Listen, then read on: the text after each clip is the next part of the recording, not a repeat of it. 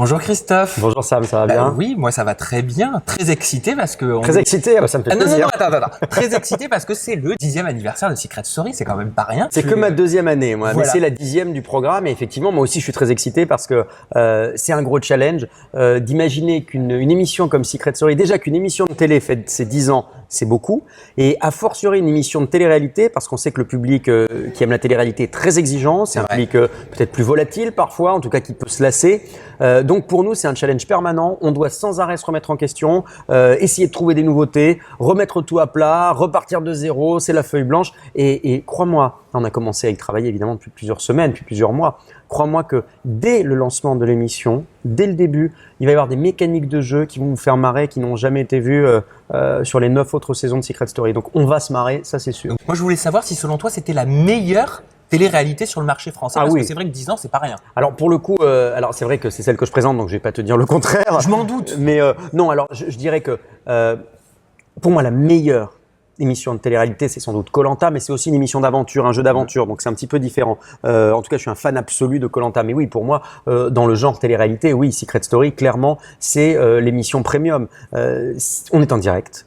C'est une émission qui est devenue culte pour toute une génération.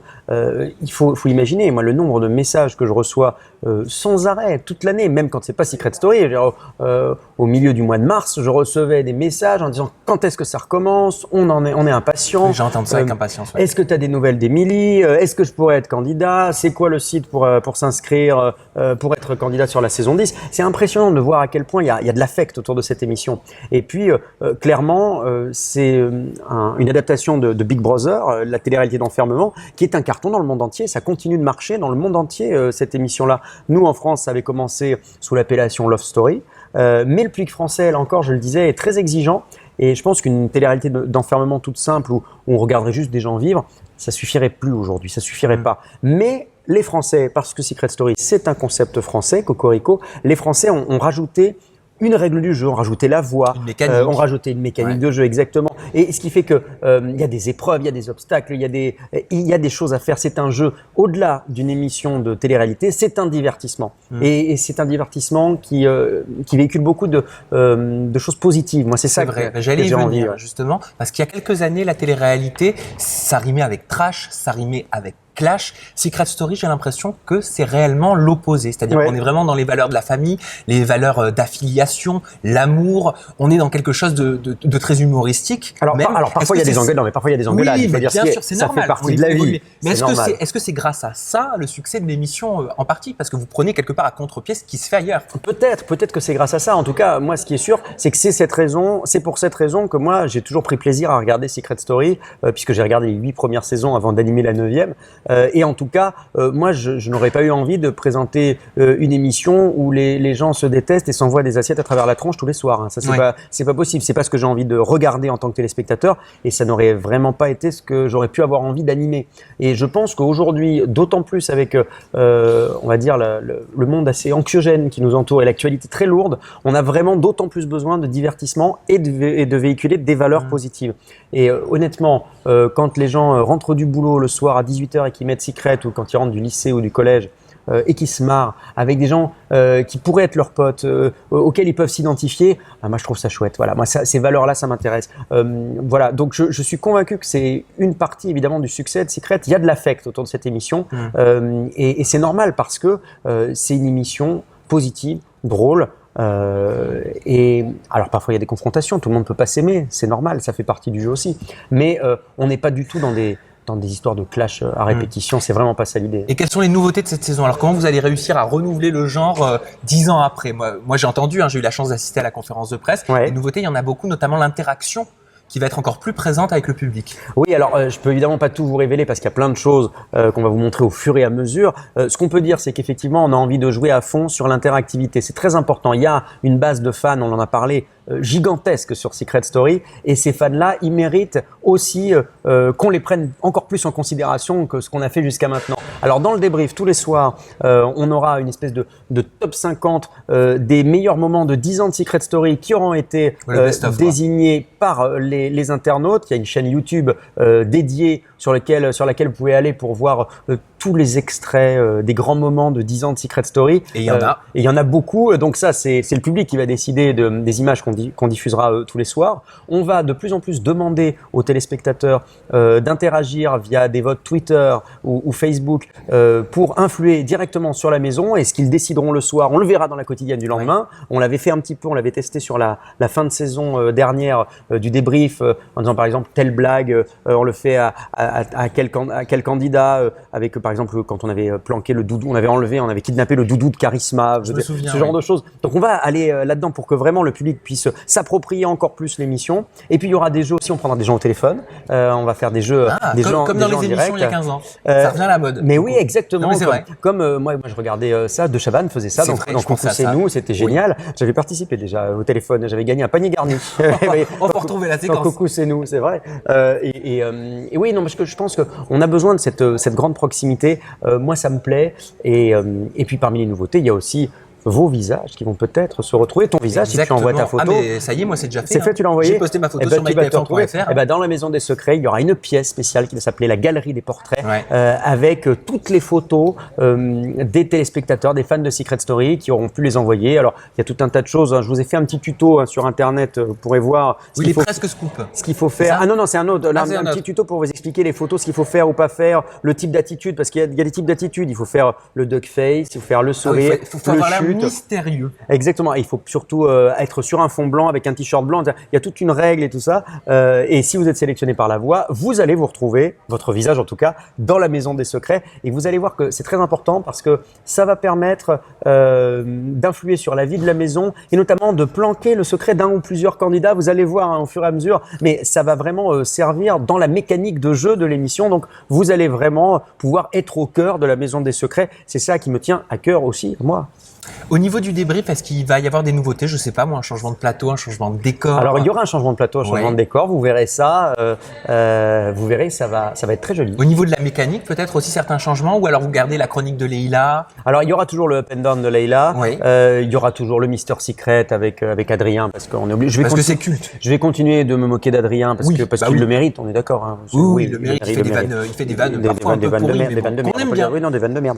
Non, et puis parmi les nouveautés, on a quand même une nouvelle entrante dans la bande, une invitée spéciale qui sera là 2 fois par semaine. Émilie Fiorelli. C'est Émilie Fiorelli, notre belle italienne et marseillaise. Et oui, Émilie qui a remporté la saison 9 de Secret Story. Et on trouvait que c'était un joli clin d'œil de lui proposer de rejoindre la team cette année. Elle a vu des propositions pour aller ailleurs, sur d'autres émissions, d'autres chaînes, avec des Marseillais notamment. Elle a choisi la maison de cœur. Elle a choisi effectivement l'émission qui l'avait rendue célèbre et je trouve que c'est chouette qu'elle puisse faire ses premiers pas, pour le coup plus en tant que candidate, mais en tant que qu'apprentie chroniqueuse, grâce à nous sur le plateau. Alors on verra, ses débuts seront peut-être un peu maladroits. Elle est un peu stressée, moi, elle m'a confié. Mais oui, elle est un peu stressée, mais on va la mettre à l'aise, ça va bien se passer, j'en suis sûr. Et puis je pense que beaucoup de téléspectateurs seront ravis de la retrouver parce que on le sait, il n'y a pas eu de finale, hein, bien sûr, l'année dernière, puisque la finale, c'était le 13 novembre. Elle n'a jamais eu lieu, compte tenu des événements dramatiques qui ont touché notre pays. Du coup, beaucoup de téléspectateurs étaient malgré tout frustrés de ne pas avoir pu voir Émilie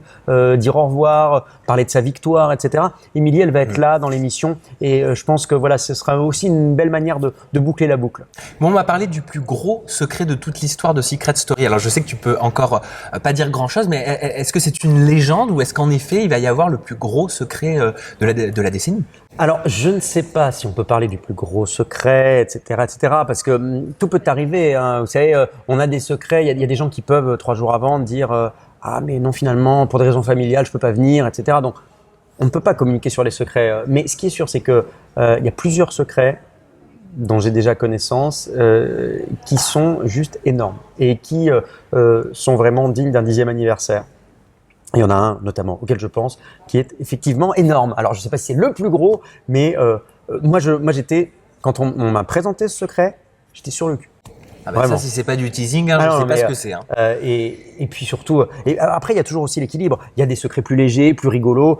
Tout au long des saisons de Secret Story, d'ailleurs, on a alterné. Il y avait sur la première saison Erwan, par exemple, qui était transsexuel, qui était en cours de transformation, qui voulait devenir un homme, qui était en train de se transformer en homme. On a eu Morgane, mon papa s'appelle Brigitte, par exemple. Et on a eu aussi des secrets beaucoup plus légers. Il y avait le nombre de conquêtes de John David. sais plus combien, mais il y en avait beaucoup. Hein. Il y en avait Ça fait beaucoup. peur, ma culture. Je pense que c'est un gros mytho. Et puis il y avait aussi Je suis une pom-pom girl, alors que c'était un garçon, c'était Morgane, la pom-pom, je me souviens, le pom-pom oui, girl. exact. Voilà, donc c'est ça qui est génial, c'est que on alterne entre des sujets légers, et puis des sujets aussi qui parlent parfois à des choses au cœur, quoi, des choses plus émouvantes, comme Rémi par exemple, qui était né en prison.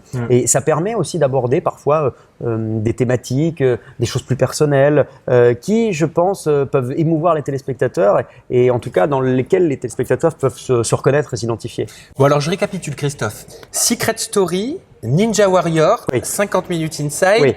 RTL. Oui. Est-ce que tu as la sensation d'être l'animateur que tout le monde s'arrache? Oh ben dis donc, comment non, non, mais non. Bah, je ne sais pas. Non. Moi, je fais une constatation. J'ai l'impression d'avoir la chance de pouvoir réaliser le rêve que j'avais quand j'étais gamin, surtout. Parce que moi, j'ai toujours rêvé de faire de la télé. Ça fait longtemps que je travaille. Et c'est vrai qu'on me fait de plus en plus de propositions intéressantes, qu'on a la chance que l'émission d'été Ninja Warrior fonctionne super bien sur TF1. Donc ça, on s'est tellement amusé avec Denis Brognard et Sandrine Quétier que je suis impatient d'enchaîner avec une saison 2. Et si tout va bien, a priori, on devrait pouvoir signer une saison 2. Donc ça me fait très très plaisir. 50 minutes inside, c'est la maison. Voilà, je travaille avec Nikos et Sandrine depuis 10 ans. Moi, j'ai travaillé sur la toute première version de l'émission. Que Nikos ne présentait même pas, c'était un autre présentateur sur les 2 premiers. J'étais déjà là. Donc voilà, moi c'est vrai que c'est ma famille, c'est ma maison de cœur. Pour reparler de famille, on parle de la famille de Secret Story. Moi je suis dans la famille de 50 minutes inside, et c'est vrai que c'est important pour moi. Donc moi je travaille dans la durée, je m'installe. C'est vrai que TF1, ça fait très longtemps que j'y suis maintenant. On me propose des choses de plus en plus intéressantes. Et très varié à chaque fois. Et ouais, des choses très variées. Ouais, c'est ça qui est fort. Je suis pas enfermé. J'ai l'impression que t'es pas dans une case. Ça, t'en as conscience ou pas? J'ai cette impression aussi. Je sais pas combien de temps ça va durer, mais c'est vrai que c'est une chance. On m'a pas mis dans une case télé-réalité. Les gens savent que je suis aussi journaliste. J'ai été présentateur de JT longtemps sur LCI. J'ai animé des débats sur LCI. Je fais des émissions d'accueil sur RTL. Je fais aussi partie des grosses têtes. Ouais, je fais des choses très variées. Mais quel pied, franchement, quel pied. Mais c'est vrai qu'on me pose parfois la question. On pose moins la question à Nikos par exemple, alors que moi mes exemples dans le métier, c'est un Nikos Aliagas qui était journaliste, qui est maintenant dans le divertissement, qui fait à la fois de l'info, qui fait des interviews sur Europe 1, qui fait dans l'humour avec Canteloup le soir. Voilà, il a une palette extrêmement large. Et c'est un très gros bosseur. Et mon autre grand modèle dans ce boulot, c'est Laurent Ruquier, qui là encore est un gros travailleur. Moi, on m'a inculqué, et mon papa m'a inculqué beaucoup ça, des valeurs de travail. Et je pense que dans ce métier, c'est la seule chose qui fonctionne. C'est ça le secret. Si on me demande le secret pour réussir dans ce métier, la sincérité et le boulot. Il ne faut pas compter ses heures. Très présent sur les chaînes donc, du groupe TF1. Hein. Tu n'as pas l'impression d'être quelque part, peut-être, je ne sais pas, un Cyril Hanouna, mais version TF1? Ah non, bah non, parce que moi, toute la chaîne ne repose pas sur moi. Donc c'est un peu différent quand même. Bien évidemment. Non, mais après, c'est sûr que c'est un exemple. Je te dis ça parce que j'ai vu la comparaison sur Twitter. Non, mais c'est un exemple prestigieux. C'est une comparaison prestigieuse parce que c'est aujourd'hui un animateur de premier plan. Alors, je ne suis pas encore au niveau, ni en termes de notoriété, je pense, ni en termes d'importance dans le PAF, je suis pas au niveau d'un Cyril Hanouna, mais c'est un bel exemple. En tout cas, après qu'on aime ou qu'on n'aime pas ce qu'il fait, là, la question n'est pas là, mais c'est une réussite professionnelle impressionnante. Donc, si jamais on me prédit un avenir comme le sien, écoute, moi je signe tout de suite, il n'y a pas de problème. Qu'est-ce que tu penses de la venue notamment de Capucine Anna, donc une ancienne secrétiste, ouais, au sein de Touche pas à mon poste, aux côtés de Cyril Hanouna? Elle va apparemment donc décrypter l'actu télé-réalité pour moi, je pense que c'est une bonne idée parce que Capucine, je l'ai croisée à plusieurs reprises, c'est une nana super dynamique, qui a très envie de faire plein de choses, très souriante, très positive. Moi, ce que je trouve très bien, c'est que dans l'équipe de Touche pas à mon poste, il y a des gens qui aiment la télé-réalité. Parce que jusqu'à maintenant, il faut dire ce qui est, les chroniqueurs de cette émission sont pas tellement fans de télé-réalité, donc on s'en prend plein les carreaux. Moi, je trouve, alors,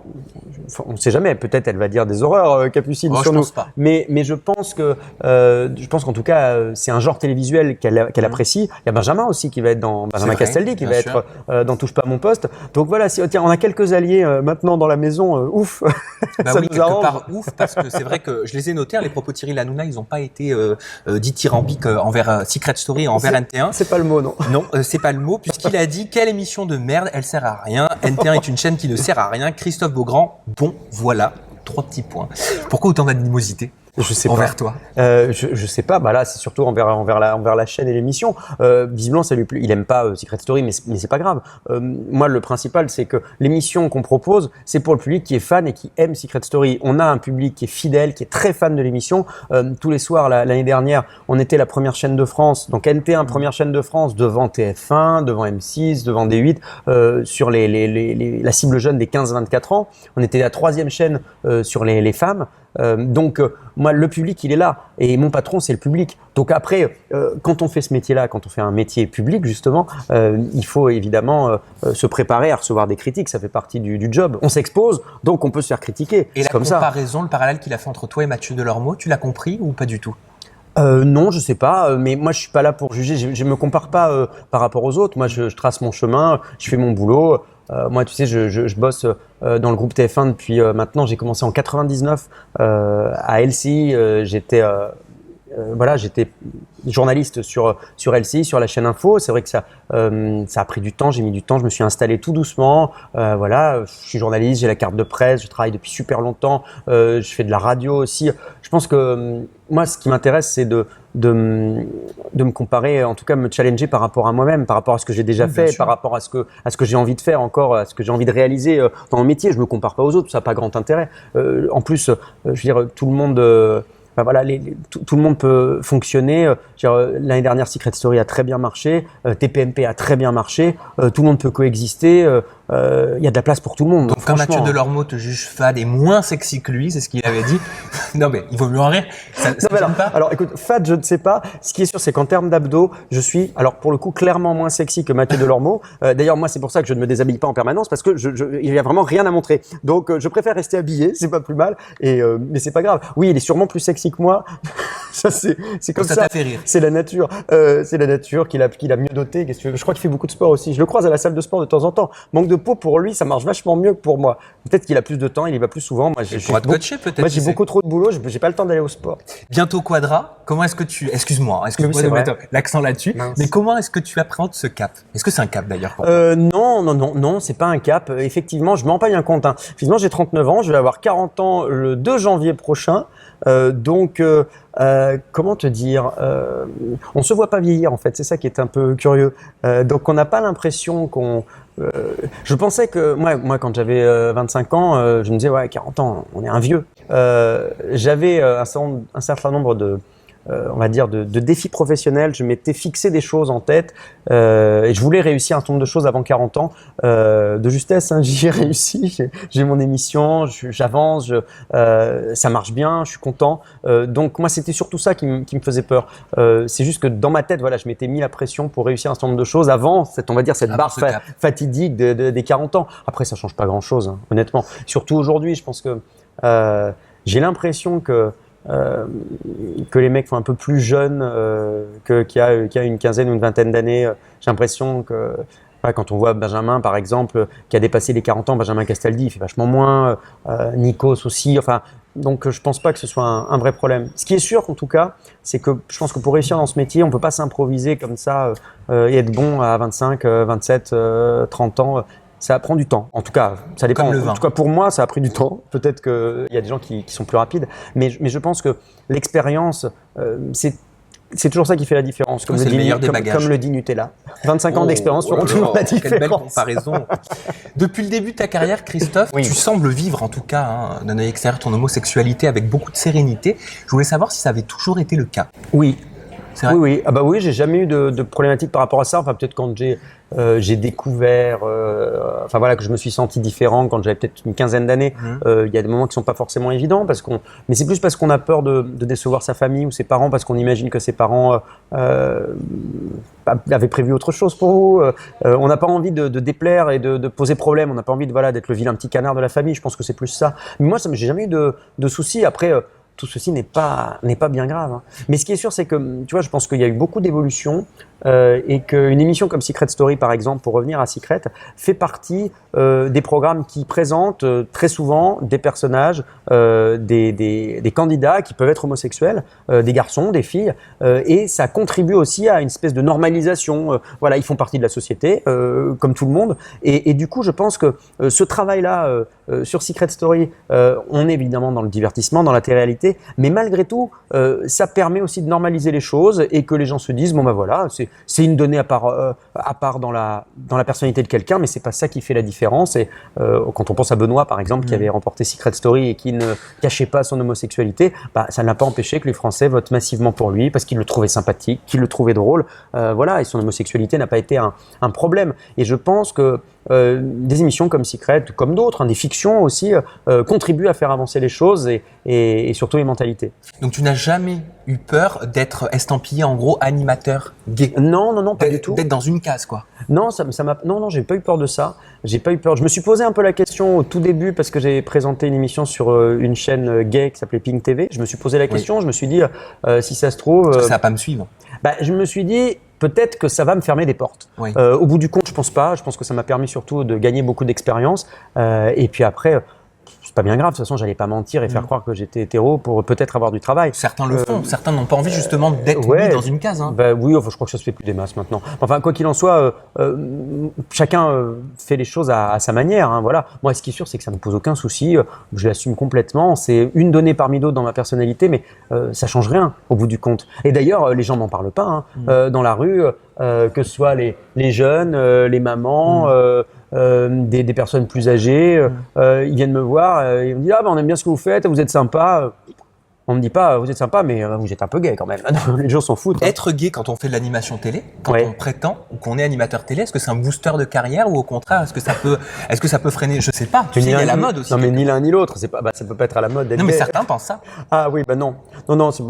Après non c'est le talent qui fait la différence. En tout cas les capacités, les performances qu'on peut faire et puis le goût du public. Et c'est pas votre sexualité qui va être un plus ou un moins. Non, ce qui est sûr en tout cas, c'est à mon avis. Alors ça c'est très personnel. Je pense que si on se cache, si on n'assume pas qui l'on est, je pense que le public, il y a une distance. À mon avis, il y a une distance avec le public. Parce que le public, on voit tout avec l'œil, l'attitude qu'on a à l'antenne. Et quand on a un petit blocage dans sa tête, quand on n'est peut-être pas à l'aise à 100% soi-même, je pense que le public s'en rend compte. Moi, en l'occurrence, ça n'a jamais été un problème. Je suis à 100% moi-même. Pour l'instant, écoute, pourvu que ça dure, mais le public apprécie ce que je fais. Et ça n'a jamais posé de soucis. Moi, donc, je pense qu'il vaut mieux, et c'est le conseil que je donne aussi quand on me pose la question aux futurs candidats de Secret Story, c'est d'être soi-même. Il ne faut pas construire quelque chose, essayer d'être d'une certaine manière pour faire plaisir au public et se dire tiens, je vais être comme ça pour que le public m'apprécie. Ça ne marche pas ça. Tu es l'investigateur également donc d'une charte qui a été signée par l'ensemble des chaînes du groupe TF1. Ça signifie quoi concrètement pour que les personnes qui nous regardent comprennent? Alors, c'est une charte professionnelle, une charte LGBT, donc lesbienne, gay, bi et trans, une charte d'inclusion dans l'entreprise. C'est-à-dire que, grosso modo, on envoie comme message, si vous êtes dans cette entreprise, que vous avez une différence, que vous êtes homo, que vous êtes bi, ça ne pose pas de problème. On ne vous jugera pas pour ça. On pourra même vous faciliter la vie. On pourra prendre en charge un certain nombre de choses, par exemple vis-à-vis des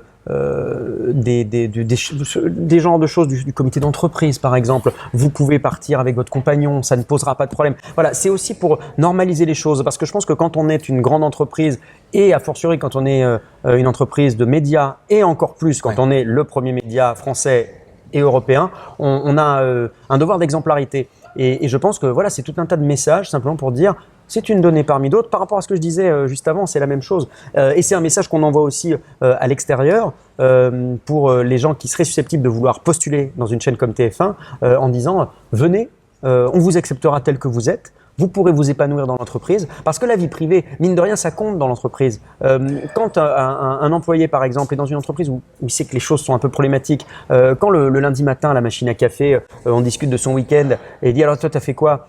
Et là, il dit j'étais avec ma copine, parce qu'il n'ose pas dire qu'il était avec un garçon. Sûr. Il est moins à l'aise dans la boîte. Il est moins. Et donc l'idée, c'est que les gens se sentent bien. L'entreprise de pouvoir en parler. Exactement. L'entreprise, on y passe la moitié de sa vie quasiment. Pour ceux qui ont la chance d'avoir un boulot et de pas être à la recherche d'un emploi, mais on y passe beaucoup de temps. C'est important d'y être bien dans ses baskets parce qu'on va y passer du temps, parce qu'on y noue aussi des amitiés parfois, et parce que voilà, c'est un lieu de vie l'entreprise. Et dans la vie, il y a des différences. Ces différences-là, il n'y a pas de raison de les gommer.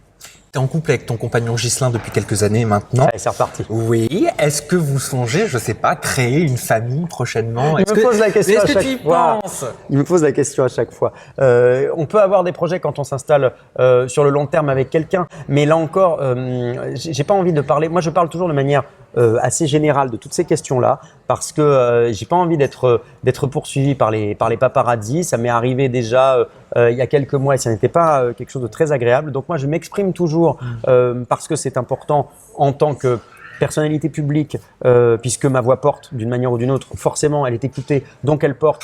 Donc je m'exprime pour faire en sorte aussi de peut-être de faire avancer les mentalités, comme je le disais tout à l'heure. Je milite pour l'association Le Refuge, qui est une association qui lutte contre l'homophobie. Et SOS Homophobie aussi, j'ai vu. Voilà, évidemment, je soutiens SOS Homophobie et je participe au Refuge, qui est donc une association qui permet de recueillir des jeunes homos qui sont virés de chez eux, mis à la rue par leurs parents quand ils découvrent cette différence qu'ils trouvent absolument intolérable.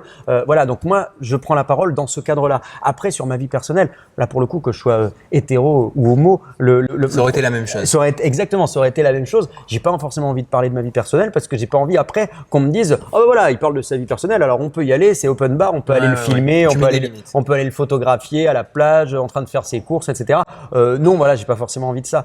Évidemment, quand on choisit un métier public, on sait que voilà, c'est le risque évidemment qu'on peut rencontrer. En revanche, ton compagnon, ta compagne n'a pas forcément choisi de faire un métier public. C'est pas parce qu'il est ou elle est tombée amoureux ou amoureuse de quelqu'un qui fait de la télé qu'il est obligé de subir cette pression-là qui peut ne pas être très agréable à vivre. Donc évidemment, je préfère rester discret de ce côté-là. Mais pour le reste, j'ai envie de dire soyez heureux et faites l'amour avec qui vous voulez. Voilà. Et moi, j'ai envie de dire, tweeter cette interview à Christophe Beaugrand. Je le rappelle, ton Twitter, c'est @tof_Beaugrand. TOF_Beaugrand. Voilà, exactement. Le hashtag pour Secret Story, c'est pas la peine de le dire, il est là. Hashtag SS10. Faut faire péter les compteurs cette année. On va faire faites-moi péter le compteur. Je dis ça n'a rien à voir avec ce que je disais juste avant. Faites-moi péter le compteur. Non, mais on va encore faire exploser les records. Moi, je te le dis, c'est impressionnant. Moi, je suis hyper touché par tout ce qui se passe autour de cette saison 10, cette envie du public,